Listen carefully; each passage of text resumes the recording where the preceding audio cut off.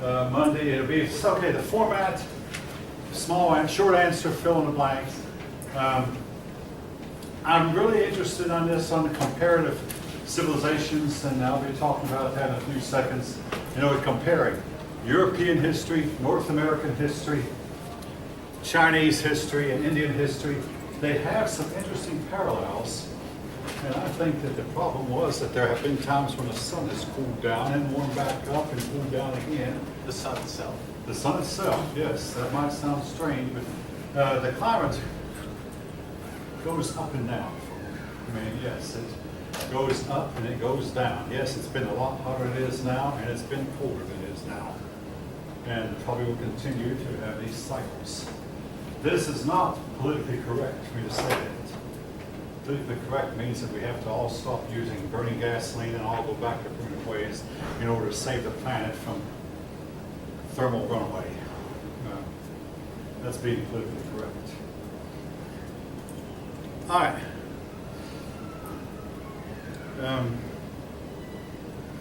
Okay, China, chapter 10. We've talked about the Han Dynasty. All right. With the Han Dynasty fell. Now, the fall of the Han Dynasty loosely coincides with a period of chaos in India and what we call the Dark Ages in Europe. In other words, there is a chance, and you can't actually prove it, but that the fall of the Han Dynasty came about because of a cooling of the climate that resulted in famine and disease and pestilence that brought down the kingdoms in in India, kingdoms in China, and even in North America. Indian tribes would spring up and then vanish, spring up and vanish. Anyway, in China, it was followed by a 400-year period that historians call the period of 6 dynasties, chaos. It was started, the period of chaos was started by nomadic barbarians from the northeast part of Mongolia, or near what today we call Manchuria, invading China. Now, folk, these barbarians did not bring civilization to an end in China, but they greatly reduced it.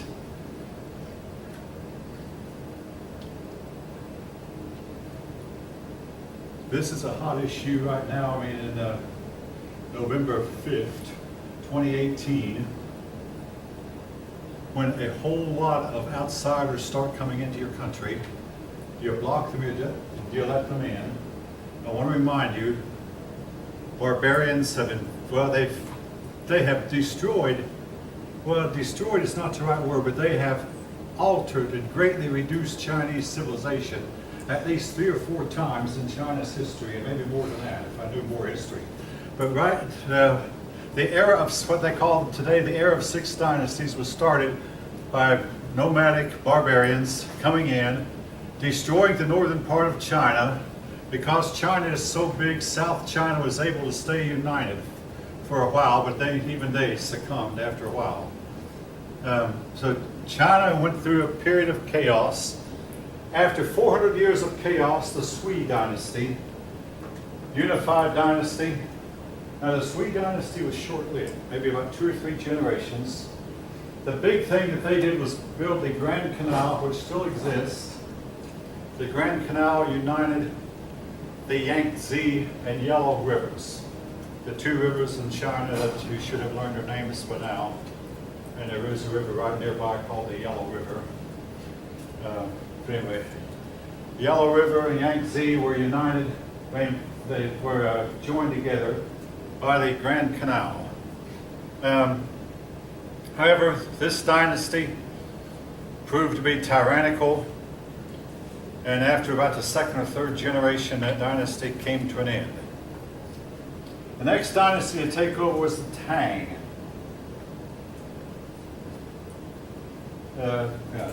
Same name here. Tang dynasty. It lasted some 300 years. Now, the Chinese often look back to the Tang dynasty as the time of their gloriousness. The period of the 8, 9, and 1000s, when things went pretty well, they did a lot to, well, they built roads, built bridges. They conquered Tibet. All right. Big deal because the issue of Tibet is still going on. There used to be a professor here who had on his bumper sticker, "Free Tibet."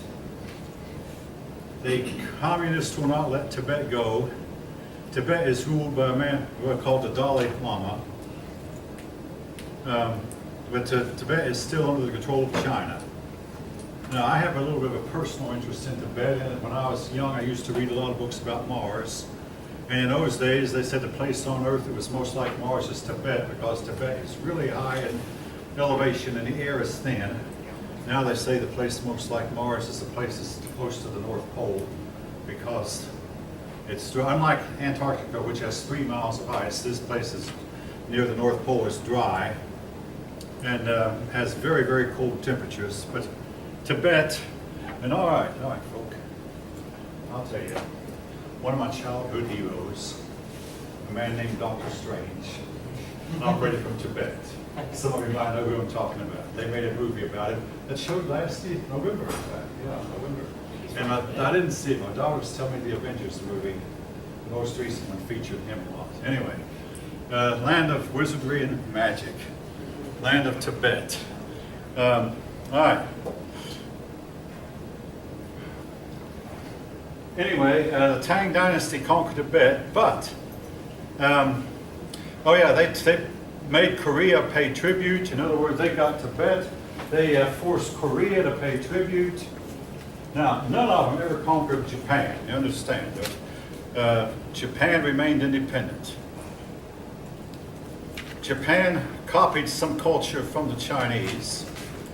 The capital of China at this time had over 2 million people. Probably the largest city in the world, I'm not going to write the name down, but it was Chang'an. Probably the largest city in the world with a large population. Also, now folk, this may sound like it was a noble thing for them to do.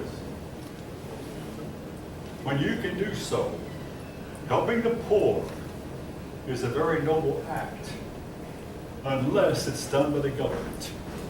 And in that case, it's not a noble act. Yes? How many people did the China capital have? The capital had 2 billion people, it's estimated. Billion? Yeah, now, I want to make a little speech about helping the poor folk, because it ultimately brought the Tang Dynasty down. Our country has gone through several depressions. We went through depression in 1819, 1837, 1857, 1877, 1897. You know, notice all those 720-year cycles. Then we had another one in 1921, and our President of the United States was suffering from a massive stroke and was flat on his back and didn't know where he was. And without any guidance from Washington or the President, the country recovered. It's called our Forgotten Depression. It was pretty deep, but it only lasted a few months and we forgot about it. Then came the 1930s, and our government decided it's going to help us. So the Depression lasted throughout 1929, 1930, 1931, 1932, 1933, 1934. You should have lived through it, folks. It was awful. 1935, I didn't live through it, my dad did. 1936, it didn't end. In 1937, it got even worse still. In 1938, it got worse, and in 1939, we had what's called a depression within a depression. Then in 1940, the war broke out, and the depression ended in a snap. What was wrong during the 1920s and early 30s? The government was, everybody said, well, the government help us out. The government's going to get us out. So we waited for the government. We waited, and we waited, and we waited, and we waited, and we waited some more. Look, every one of you is going to find a time in your life, even if you can become as rich as Donald Trump. I remember when Donald Trump's net worth was zero. The year was 1983, I believe, or 1984. Donald Trump owed as much as he had. Net worth of zero. Every one of you is going to someday, during your lifetime, and in my case, have 4 or 5 times on it, whether your income is here and your obligations are here. keep calm. Now, if you say that the government's going to bail me out, you'll never get out of it. If you decide I'm going to cut back on my eating out, I'm going to cut back on this, and try to find an extra source of income, you'll get through it. It's a temporary thing unless you make it permanent. It's normal. I mean, if you find yourself in a position where, whoops, I got more to pay than I can afford, it's normal. You'll get out of it. But the Tang Dynasty tried to help the poor. Finally, a bunch of barbaric nomads folk, same as up here, came in and overthrew the Tang Dynasty. And a couple of generations of chaos ensued. A second period of chaos ensued. 2 generations of what we call an interregnum, an area with no king. And then finally another dynasty rose to power that didn't learn anything from the Tang, the Song. The Song dynasty, oh, this one's interesting. They promoted the arts. They promoted music. They helped the poor. They took land from the rich and redistributed this land to the poor, and all of you know now what I think of doing. The government's doing that. Took the land from the rich, gave it to the poor. The Tang dynasty had done the same thing, by the way. 2 dynasties in a row, but they were a few generations apart. Redistribution of wealth, redistribution of land. I mean, folk, you may have heard of a man named Robin Hood. Robin Hood robbed the rich to feed the poor. He would have done society more good if he'd have robbed the poor and given that money to the rich. All right, the rich are snakes. But I went to a snake show one time where this man who was madly in love with snakes says, we kill them on sight. And then our automobiles come along and they kill them even more. But once they're all gone, we're going to miss them. We're going to wish we had them back because we don't know how much good they do us until they're gone. And when they're gone, we're going to want them back. The rich are snakes, perhaps. But the richer the rich get, folks, the richer you'll get, the richer the rich get, the richer I'll get. Let them get rich.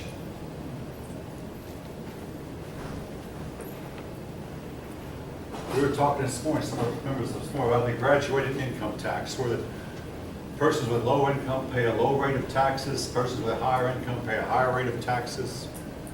Very, very bad. Very wrong. Everybody should pay a flat rate. All right.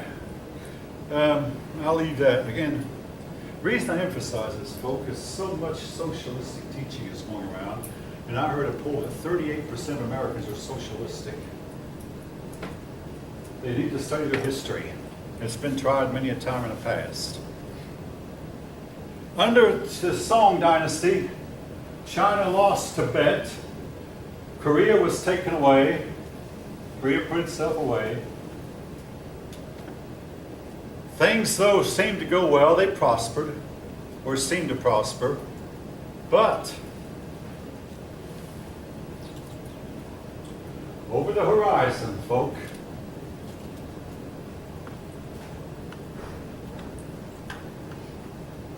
Genghis Khan came in, overthrew the Song dynasty, and began a slow process of taking over China. Now, Genghis Khan did not conquer all of China.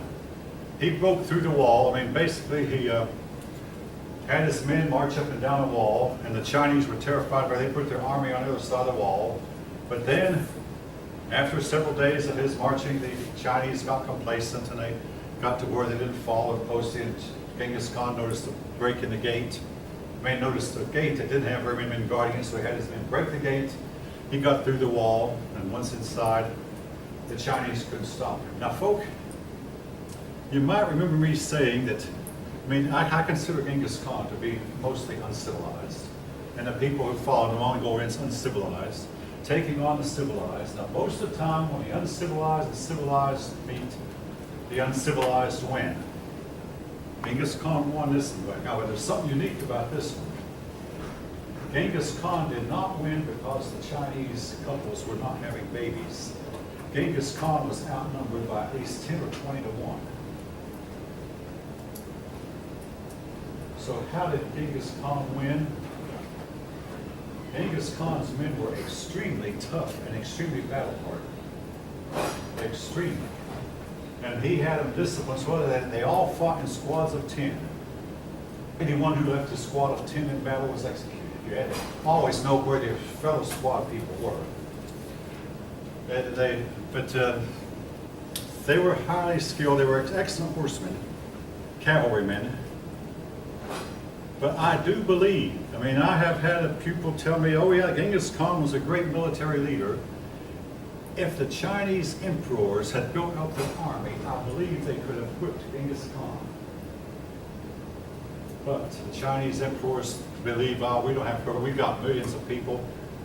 Instead, when Genghis Khan broke through, the Chinese general knew that he couldn't handle him, couldn't handle Genghis Khan, that is, he committed suicide. The emperor was hunted down and tortured and killed. That ended the Song dynasty. Now, one of you, and I don't recall which one of you, is doing a paper on can Western civilization fall. And I did start to read it a little bit when I was looking up the papers. The topic intrigues me. But anyway, can Western civilization fall? What makes a civilization fall?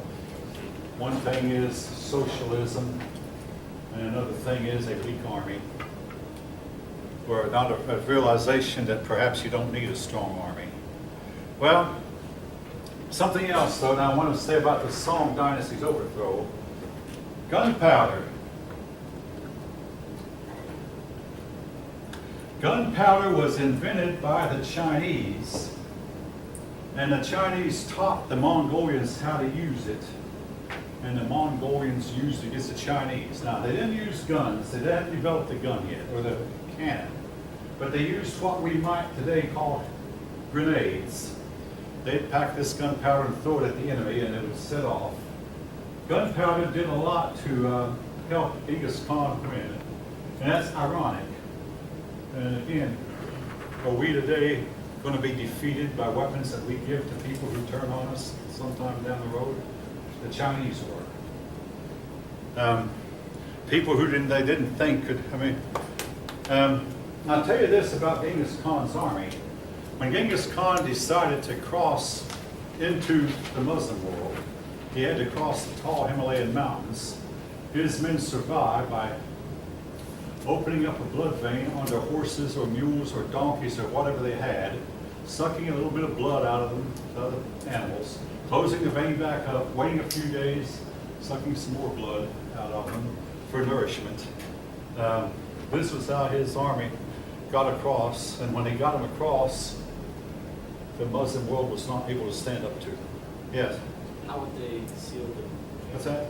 How would they seal the vein back so easy? But just put just apply direct pressure to the wound, open up a vein, suck the blood, and then put direct pressure to the wound until the coagulation set in. And then the animals, they didn't do enough to kill the How animal. many animals like weakened like that? Let me tell you, I've got a bunch of scars here to prove it. I have given blood during that time I was like some 70 times. I've gotten awards for it. Oh. You give a pint of blood and you don't miss it. And then you wait 8 weeks and give another pint. You don't miss it. It was an excuse for me to get off from work a little bit. And none of the bosses could not send anything to me back because I'd clock out to the bloodmobile. Go give blood, and that'd take about an hour, and then I'd come back on the job. You can do it. And I've given many pints of blood myself. But anyway, but again, this gives you something how tough these people were. All right, moving on. So much for the political history for now. Now I'll come back to it, of course. But basically,